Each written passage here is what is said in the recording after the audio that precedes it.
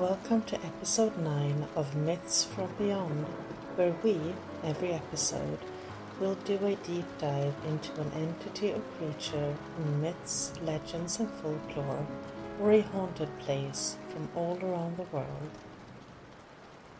In this episode, we're going to talk about dragons. Huge creatures with spikes and scales of iron, breathing fire, or snake-like and wingless that could control the weather. No matter how different cultures describe them, legends and tales about dragons go far back in human history. It was even a rite of passage for heroes to slay a dragon and rescue a fair maiden.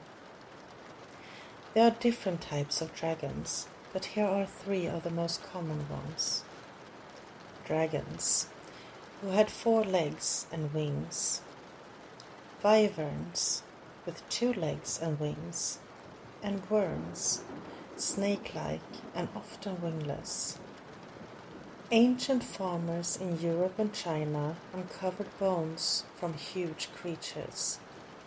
Confused of what they were, they made up their own explanation: dragons. Europe and China is a hotspot for dinosaur bones, and this is the most likely cause of the myths about dragons. There are dragons in many different cultures, but we are going to focus on European and Chinese dragons. So, let's start with the European dragons. The European dragons were usually dangerous creatures, tied to chaos, greed, destruction, and wilderness. They were huge reptilian creatures on 4 legs, often winged and fire-breathing, long tails, spikes and scales like iron. They were said to live in the mountains, be intelligent but hostile, and guardians of large treasures. They were often symbols of catastrophe and forbidden knowledge, but in Balkan folklore, dragons could act as protectors of villages against evil spirits or weather demons. European dragons evolved from several traditions: ancient serpents and monster myths, Greco-Roman creatures like the Hydra, or Norse legends of giant serpents. Regional variations were Norse dragons, often tied to greed, doom, and fate. Celtic dragons, sometimes linked with nature, kingship, and earth power. Slavic dragons, more magical and shape-shifting. Medieval Christian dragons, usually evil beasts defeated by saints or heroes. In Norse and Germanic legends, Fafnir is one of the most famous dragons. Fafnir began as a dwarf and became a dragon through greed and a cursed treasure. The legend of St. George slaying a dragon to save a town and princess. This story became one of the most famous dragon legends in medieval Europe. Let's continue with the Chinese dragons. Chinese dragons were very different from their European counterparts. Unlike the fearsome and aggressive European dragons, Chinese dragons were benevolent, magical spirits.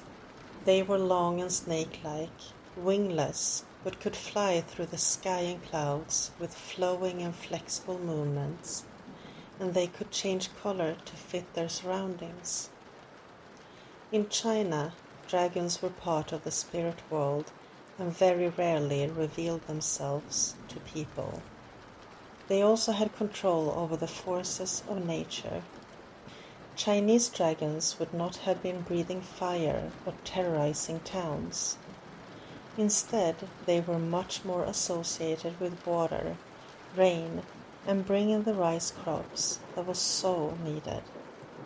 While Europeans lived in fear of dragons, the Chinese invited them in their most sacred ceremonies. In China, lives were enriched by protective dragons and revered them as nobles, but in Europe, people were still living in fear of the creatures they thought of as vicious and evil. Not only did the Chinese look up to the dragons, the emperor himself even had his own special type, a night dragon with 5 claws.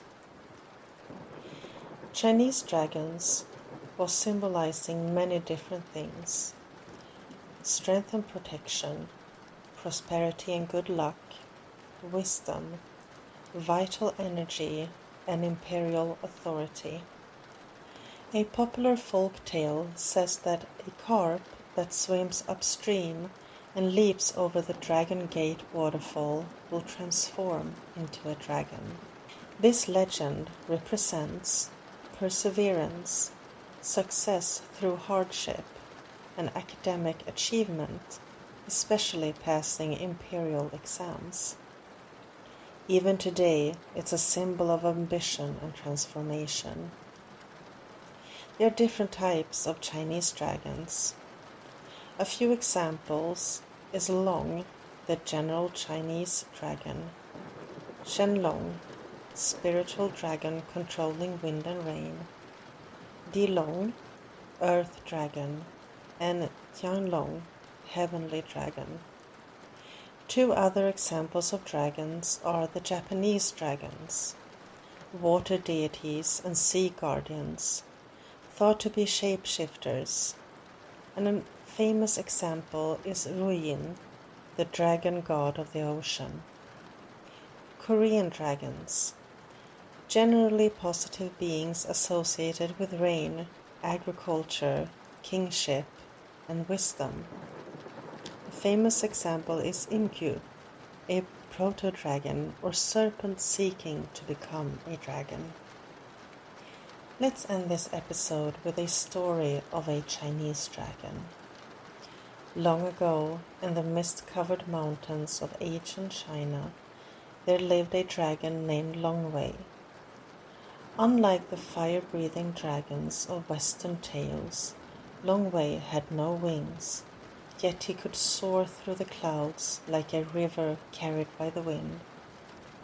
His scales shimmered green and gold, his whiskers floated like silk in water, and wherever he traveled, rain followed gently behind him. For centuries, Longwei guarded the valley of 10,000 rice fields. The people there believed the dragon controlled the seasons.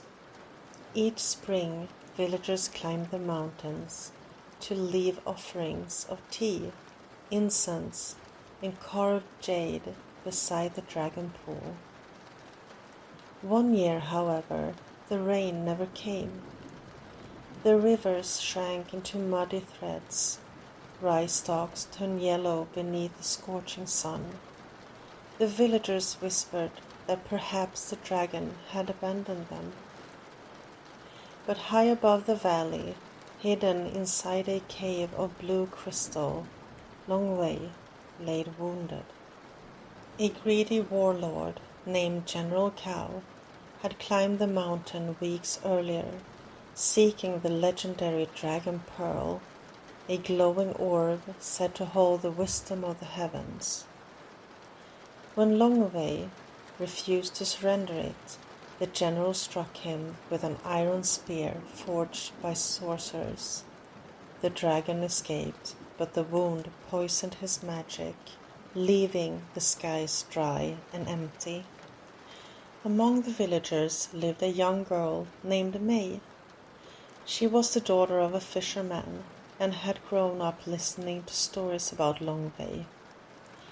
Unlike the others, she did not believe the dragon had betrayed them. He protected this valley for hundreds of years, she told the elders. A friend does not disappear without reason. So May packed a small satchel with herbs, rice cakes, and a bamboo flute her mother once played. Alone, she climbed the forbidden mountain. For 3 days, she searched through forests wrapped in silver fog. On the fourth night, she heard faint breathing like distant thunder. Deep within the crystal cave, she found Longway, curled around the dim dragon pearl. His golden eyes opened slowly. Most human would have fled at the sight of him, but May stepped closer instead. "You're hurt," she whispered. The dragon lowered his great head. "Why would a human help me?" "Because the valley needs you," May said, "and because kindness should not depend on fear." May cleaned the wound using mountain herbs and cool water from the cave walls. Each evening she played her bamboo flute, and the soft music echoed through the crystals like birdsong after rain. Days passed. The poison slowly faded. One dawn, Longway rose at last, his scales blazing with renewed light. The cave trembled as clouds gathered outside.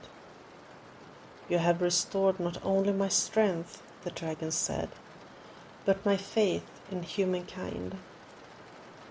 He lifted May gently onto his back and burst into the sky.